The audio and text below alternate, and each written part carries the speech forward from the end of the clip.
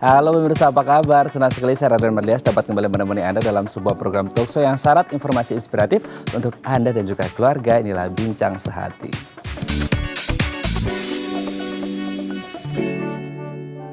Ya, pemirsa, stres adalah reaksi tubuh ketika kita menghadapi tekanan, ancaman, atau bahaya seperti itu ya. Bisa jadi kalau semisal seperti di pandemi sekarang ini gitu ya, stres karena tekanan finansial gitu ya, ekonomi, sosial, rumah tangga, ataupun percintaan banyak sekali ya. Tidak hanya orang dewasa saja yang bisa mengalami stres, mulai dari anak-anak, remaja, dewasa, bahkan lansia pun bisa mengalami yang namanya stres. Kalau udah stres pasti nggak enak banget. Nah, pertanyaannya gimana ya caranya supaya tidak stres? Nah, inilah topik yang akan kita bahas hari ini, mengantisipasi stres seperti itu. Nah, sebelum membahasnya kita akan membahas terlebih dahulu nih beberapa makanan yang katanya bisa menghilangkan stres. Kita lihat yang pertama ya. Alpukat nih pemirsa, alpukat ini kaya akan kandungan glutathione, senyawa unik yang secara khusus memblokir penyerapan lemak tertentu di dalam usus yang menyebabkan kerusakan oksidatif. Nah, juga mengandung lutein, beta karoten, vitamin dan folat yang lebih banyak dari buah yang lainnya. Jadi kalau Anda mau menghilangkan stres, apalagi ada stres beban pekerjaan gitu ya, boleh konsumsi yang namanya alpukat. Selanjutnya, beri. Nah, beri ini merupakan buah-buahan yang kaya akan antioksidan. Kandungan antosianin pada blueberry dan stroberi khususnya bermanfaat menajamkan kognitif otak sekaligus dapat melindungi jantung ya. Kita lanjut. Jeruk. Nah, biasanya jeruk ini selalu diidentikan dengan imunitas gitu ya, vitamin C. Tapi ternyata vitamin ini sudah terbukti ampuh gitu ya mengurangi efek fisik dan psikologis dari tekanan stres. Kita lanjut, kacang mede. Nah, kacang mede ini pemirsa mengandung kadar zinc yang tinggi, per ounsnya mencukupi 11% kebutuhan harian, dan kadar zinc yang rendah dalam tubuh telah dikaitkan dengan kecemasan tinggi dan kecenderungan depresi. Jadi kalau Anda ingin tenang, tidak stres, cobalah untuk makan kacang mede ya. Terakhir, sayuran berdaun hijau. Selain lezat, sayuran berdaun hijau seperti bayam atau asparagus ini mengandung folat yang menghasilkan dopamin, zat kimia otak yang merangsang kebahagiaan sehingga membantu tetap tenang. Jadi kalau Anda mau bahagia, mau tidak stres gitu ya, konsumsi sayuran berdaun hijau. Oke, itu dia tadi 5 makanan yang katanya bisa menghilangkan stres, dan kami akan membahasnya sesaat lagi. Tetap bersama kami di Bincang Sehati.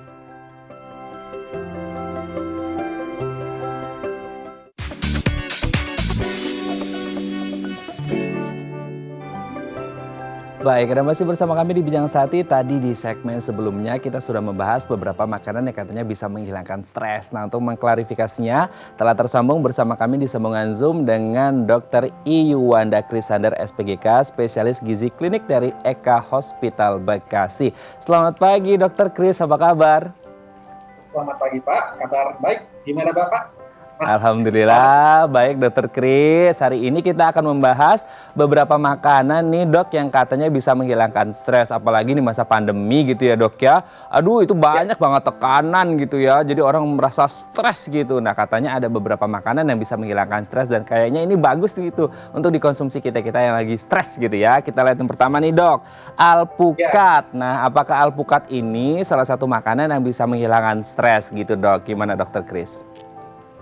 Alpukat ya. Ya. Jadi untuk konteks awalnya saya pengen meluruskan dulu apakah beberapa makanan tertentu dapat menghilangkan stres atau tidak. Nah, makanan itu kalau kita dibagi dua, dalam dunia medicine sama dunia health. Nah, dalam dunia medicine itu adalah sesuatu efek, either itu obat atau makanan tertentu yang memiliki efek nutraceuticals. Nah, untuk makanan tertentu, apabila dia memiliki efek secara klinis, itu harus melalui uji klinis sampai tahap 3 ataupun tahap 4. Dan nanti akan dilakukan penelitian secara terkontrol. Misalnya kayak double blind randomized control trial. Nah, tetapi untuk mempersingkatnya, ada beberapa memang makanan tertentu, di dalam makanan itu mengandung beberapa unsur fitokimia, memang dia belum melalui penelitian atau kontrol. Tetapi dengan melihat beberapa komponen di dalamnya, kita bisa menggunakan common sense kita untuk mengeneralisasi atau menginduksi bahwa beberapa makanan tertentu memiliki efek tertentu juga, tetapi kita tidak bisa mengklaim secara pasti apakah 100% efek itu bisa terjadi. Tetapi gabungan dari beberapa makanan itu bisa memberikan arah odds menuju hal tertentu. Dalam hal ini adalah pengurangan risiko stres. Nah, sekarang misalnya alpukat. Apa apakah alpukat itu bisa menghilangkan stres? Kalau ditanya apakah bisa menghilangkan stres, jawabannya adalah tidak bisa.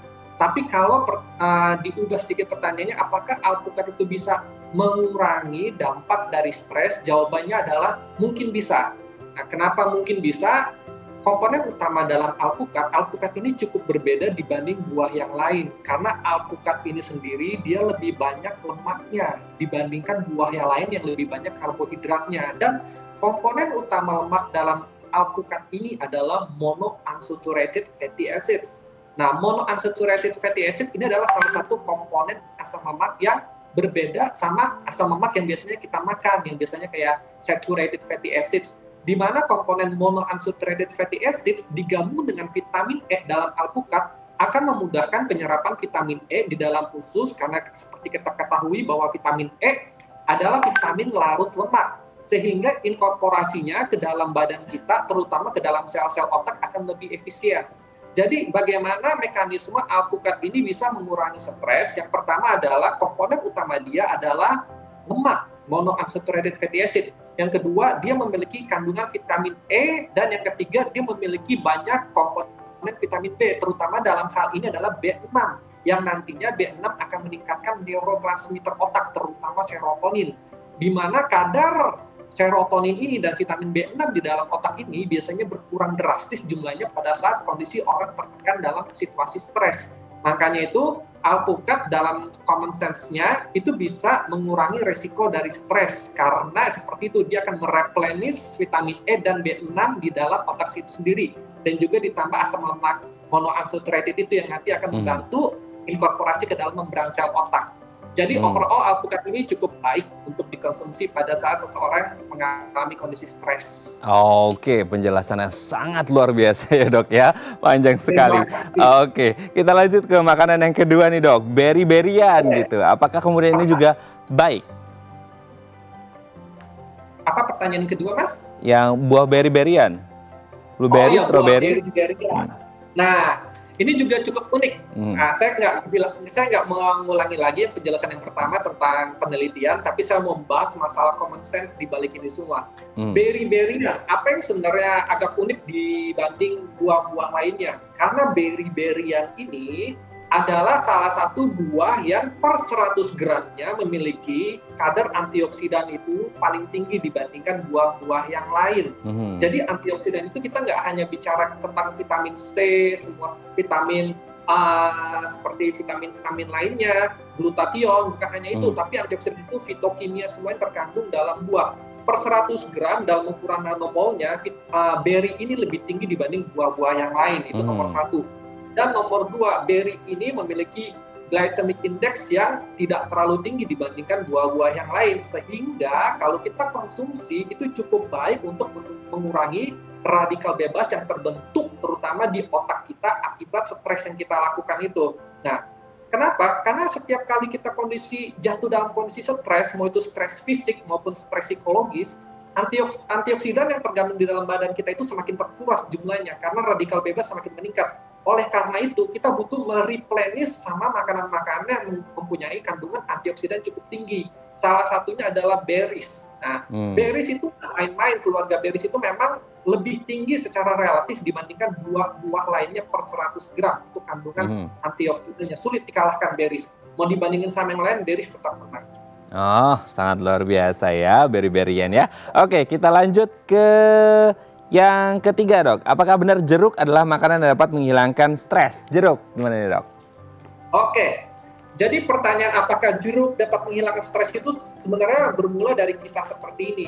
Pada waktu kita stres, biasanya hormon yang paling meningkat di dalam badan kita itu adalah hormon stres hormon, atau dalam medical literature-nya kita sebut sebagai kortisol. Nah, kondisi peningkatan hormon kortisol ini sendiri akibat stres itu bisa menurunkan secara drastis kadar vitamin C di dalam darah kita. Nah, penurunan kadar vitamin C dalam darah kita itu dia harus replenish, diganti ulang sama vitamin C yang berasal dari luar. Salah satunya adalah berasal dari jeruk. Nah, kenapa disebut jeruk bisa membantu mengurangi stres? Karena memang jeruk itu identik dengan vitamin C.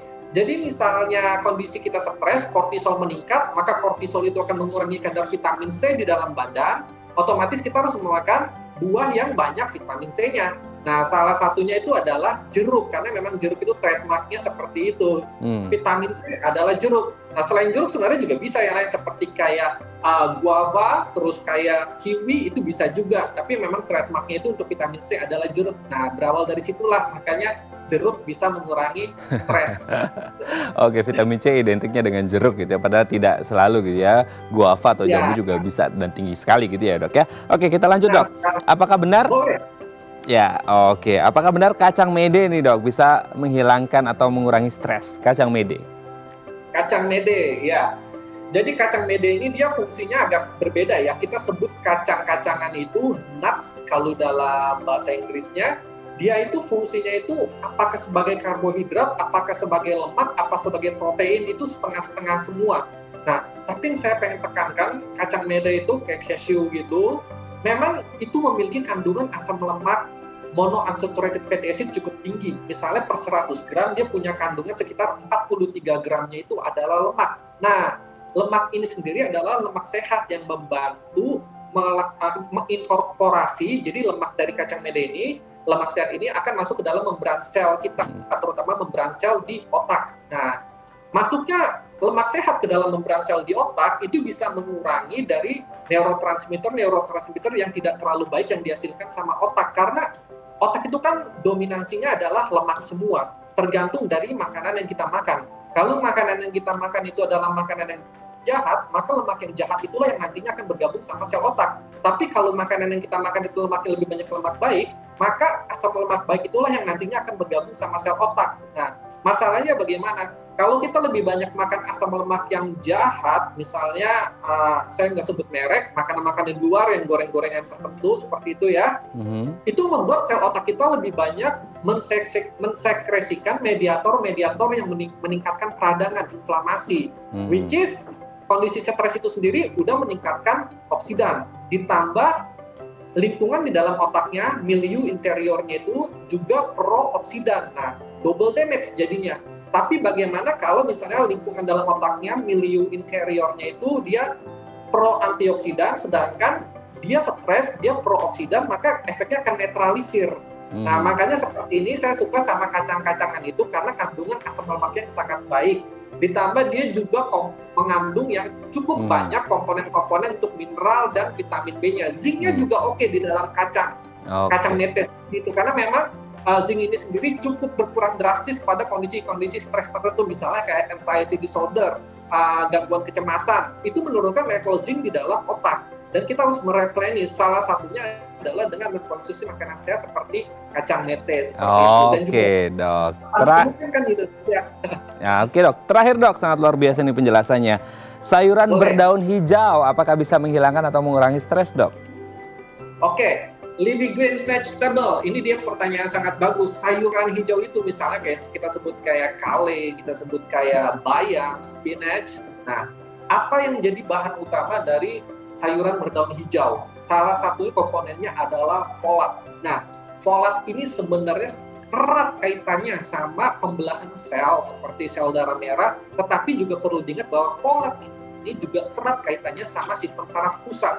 Ini makanya membuat ibu hamil itu harus meningkatkan konsumsi folatnya karena untuk pembentukan sel saraf pusat dari bayinya.